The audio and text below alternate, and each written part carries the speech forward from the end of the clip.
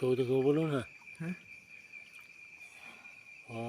หอย3 ตัวเลยตัววัดเดียวครับพี่น้องมาจักตัวฮะ4 ตัวครับ4 ตัวอ๋อแล้วหลังไฟท่าทีมงานเนาะมาทีมงานหาป่ามาฮอดไปชูไฟท่าโอ้หมานเรือคล้องเลยเนาะนี่เนาะเดี๋ยวคล้องครับพี่น้องครับ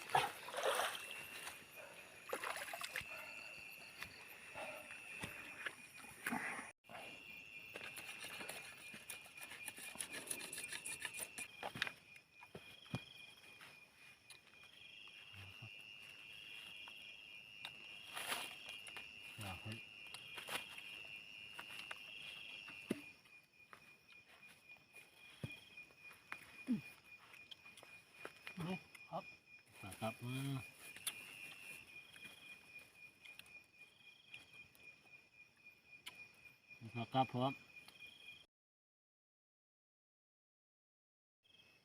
สบายดีวันนี้จะพาท่านผู้ชมไปหาป่าเนาะหาป่าอยู่นาพิบูลเนาะขอเชิญท่านผู้ชมติดตามรับชมมาเลยว่ามันสิมานบ่หรือว่าเป็นอะไรเชิญไปติดตามกันเลยเนาะขอเชิญพยังนี่ตอนนี้กับทีมงานกำลังเกี่ยวเครื่องลงหาป่าเนาะขอเชิญท่านผู้ชมติดตามมาเลยว่าสิมานบ่เป็นอะไรเนาะขอเชิญไปบอกทำได้ถูกมากเราบ่มาเกิดไปเลยกำลังเริ่มลอยใส่จวดครับพี่น้องครับจวดแล้วครับ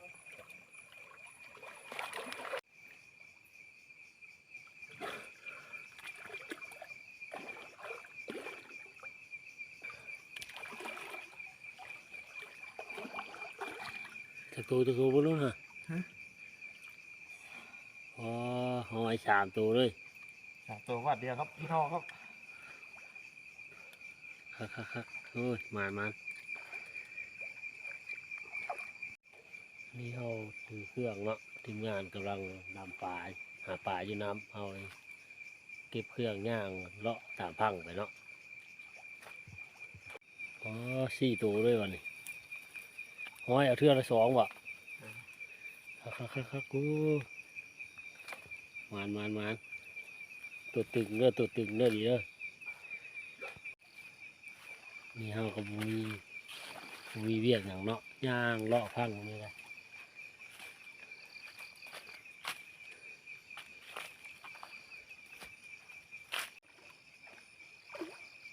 เราหาป่าอยู่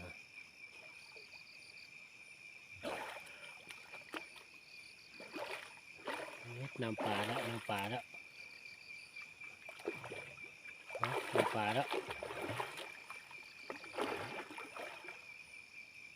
เฮ็ดโอ้ได้เลยวัดเดียว2 ตัวครับพี่น้อง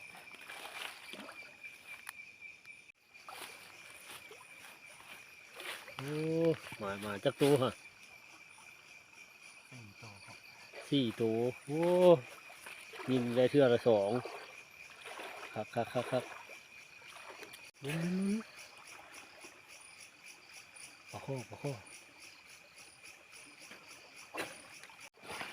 แล้วก็ยิงปลาข้อ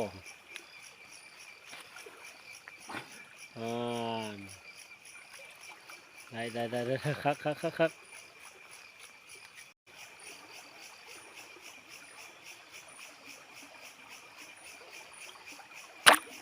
อุ้ยบ่ได้ครับ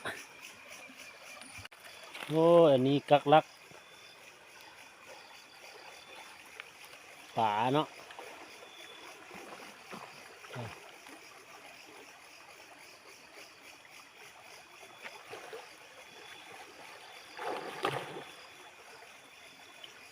พักกันนี่ลักป่าเอาแบบหมู่ห้านเนาะ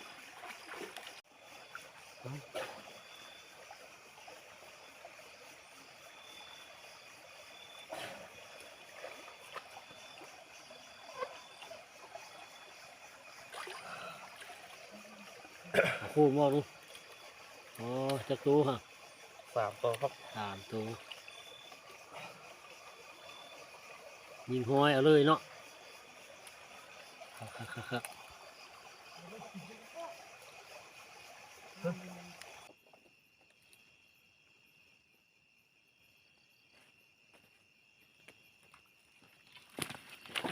เอาแล้ว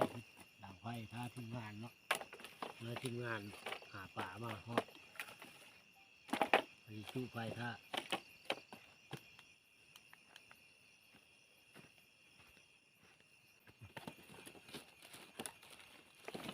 น้อยไฟจะสิลุกหัวเนาะ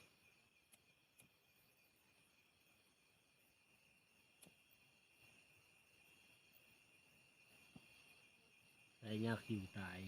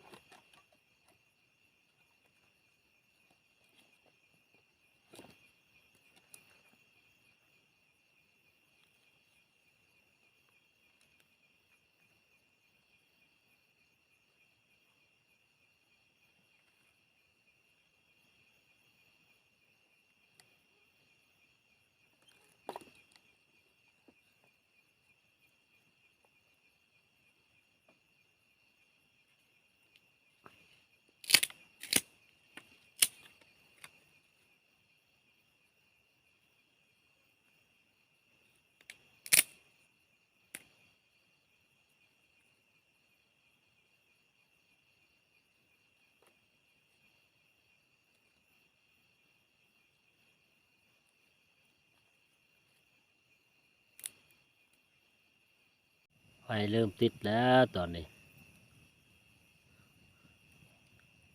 โอ้หมานเรือคล้องเลยเนาะนี่เนาะ เดี๋ยวคล้องครับพี่น้องครับ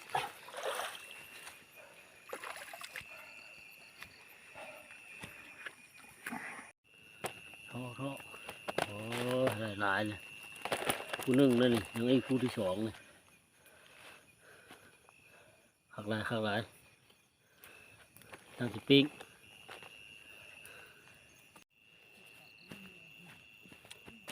โอ้สุดง่ายสุดง่ายครับจัดง่ายเลย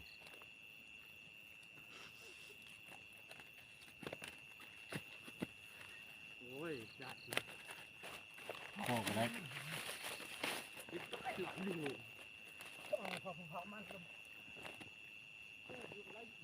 จับข้อเลยนะมึง พอดีลำว่างั้นโรเตอร์อยู่ตรงนี้นะมีที่ดินมีปลา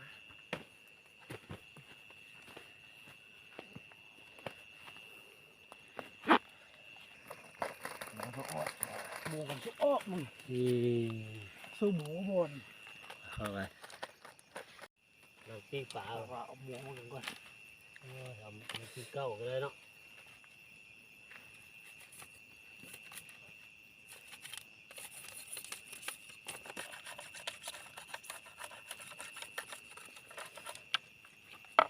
ปิ้งปลาข้อบอกป้า เสียบายรู้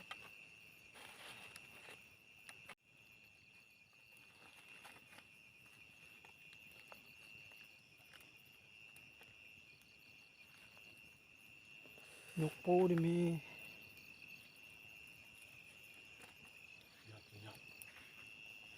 งานเป็นมือไม่เลยนี่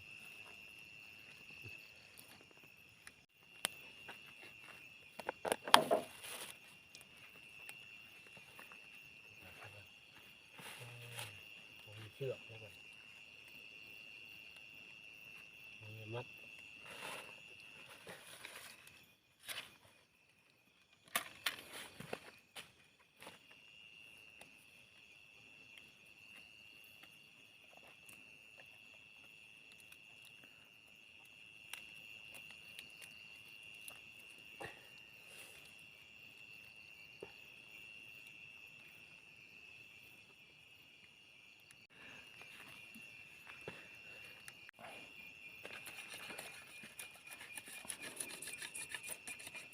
พิงเนาะ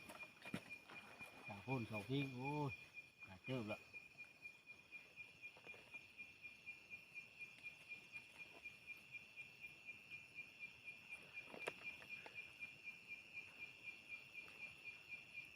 มาหากินมื้อนี้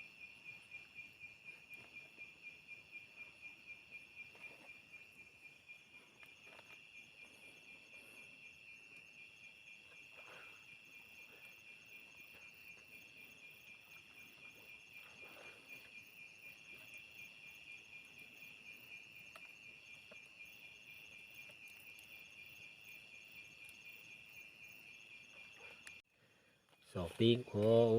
ยข้างหลายข้างหลายลาก่อนตรงเรือหลายแต่เมื่อกินข้าวเช้านี่นี่เอากำลังลงลางป่าเนาะ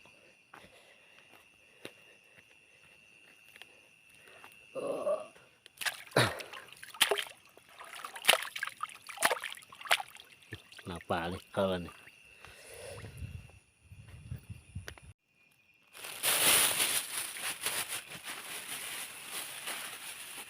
เกลือเนาะ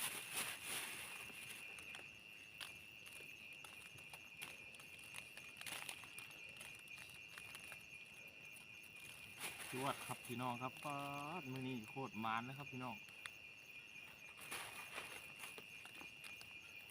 แค่แต่เกลือก็พอแล้วเนาะมีแก้วนะ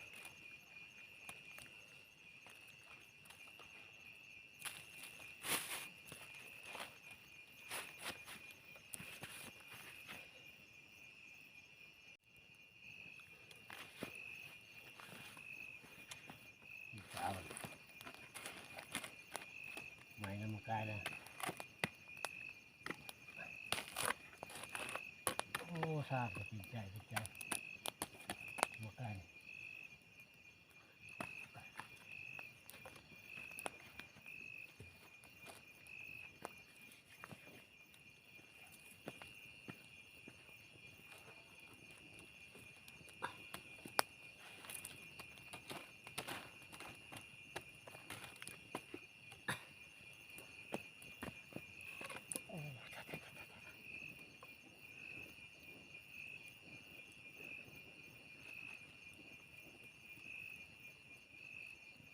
หนังใจทีนี้กองเห็ดนี่ ตัวความรอด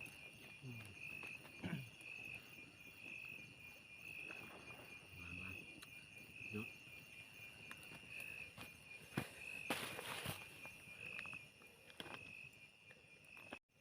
ดอกปีกวิดเดียวซุกข้างหลายข้างหลายซุกแล้ว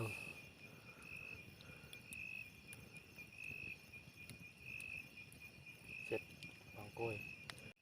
นี่ละผู้หมานนำป่าเกือบผู้มือเลยโอ้สุดยอดสุดยอดคืนนี้ได้ป่าลูกโตหนึ่ง2 โลพุ่นใหญ่ใหญ่ใหญ่ กล้วยแล้ว นี่กำลังปีป่ามีเดี๋ยวแก้หนาวอีกวันนี้ครับมาออกมา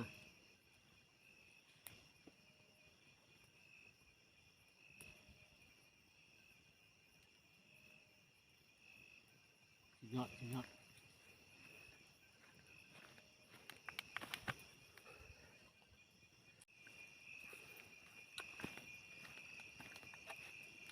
ปีป่าลูกเดียวเด้ออย่างน้อยกำลังที่ชุก มาเด้อมาพี่น้องมา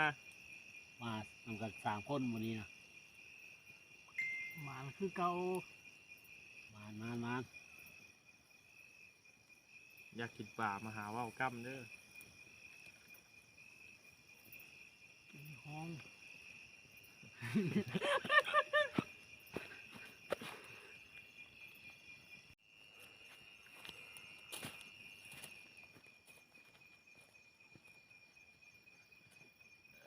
ชุกหรือว่าเนาะเสียดายว่ามีชูพักเลย ชุดเนาะ สู้แล้ว สมควร ไปกินน้ำกันมัน จวดน้องจวด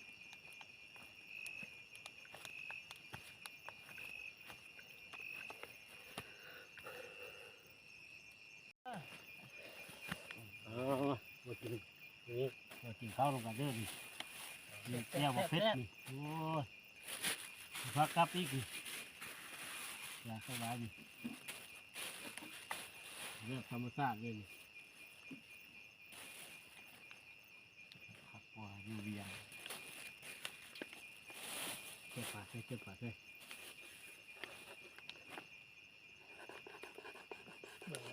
ขาดูเป็นเครื่องอยากเหนียว กินจะลงอยู่บนหนาว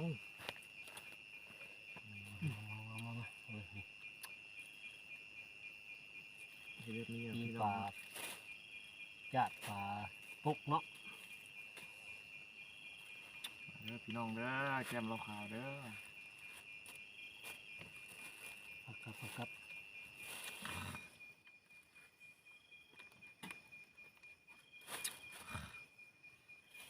โอ้ยเราขาวเจอข้าวก่อน แทะ ครับเจอข้าว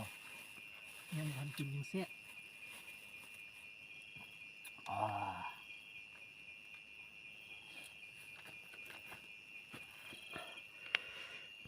มาเด้อกินข้าวนำกันเด้อพี่น้องเด้อปิ้งปลานี่มีผักกับมีแนวแก้หนาวอีกนี่โอ้ยเราขาววันเฮานี่เราต้มนี่คัก บรรยากาศแคมห้วย กลับให้อยู่หน้าคือเก็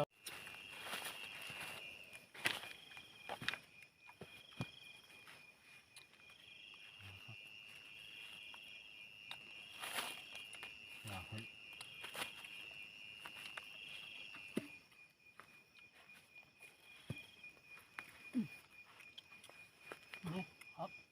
ครับ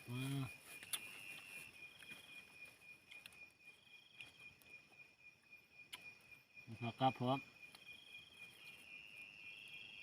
เวลาจะบ่มีส้มพัก มีก้อน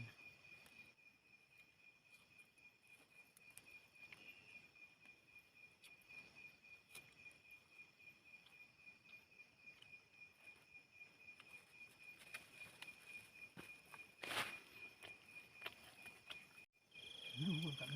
คักเริ่มได้2 โบกแล้ว เนี่ยทำนี่นะโตก็บ่ วันนี้กินข้าวแล้วกำลังสิเก็บป่าเมื่อเนาะวันนี้เนาะถ้าพลาดเพื่อนกินข้าวอิ่มแล้ว เก็บป่ากำลังสิเมื่อแล้ววันนี้พ่อแล้ววันนี้ฮะมื้ออื่นจะมาไหมขอให้ท่านผู้ชมติดตามเบิ่ง EP หน้าว่าสิเป็นได้ไรเนาะวันนี้หมานอยู่วันนี้นี่เหลือกินยังได้เอาเมื่อเฮือนอีกนี่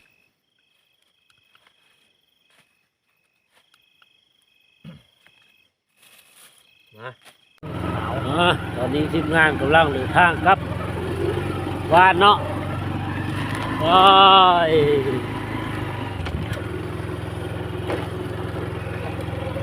ทางก็รุ่นเจ้าเนาะ